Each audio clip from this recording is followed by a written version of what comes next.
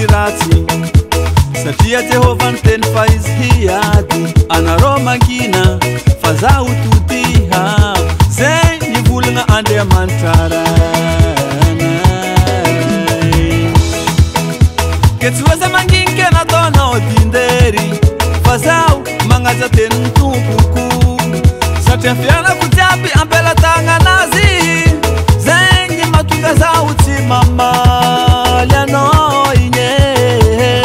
fa aminao afa zaho mangina aminazy agny za mitomany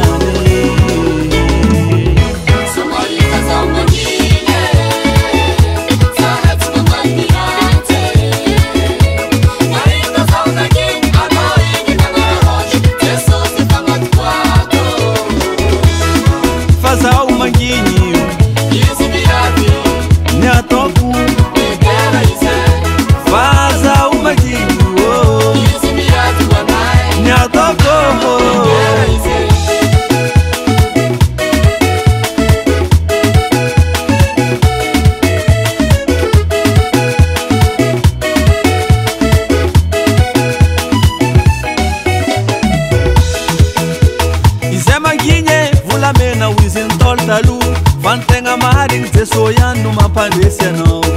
atolory azy ny adinao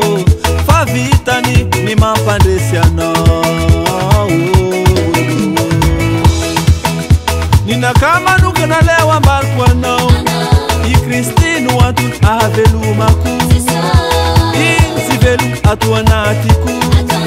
mbola izy koa niteny tamiko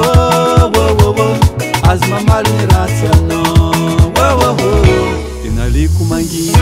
aminao eo fa zaho mangina aminazy agny za mitomany mivazabaza mangatake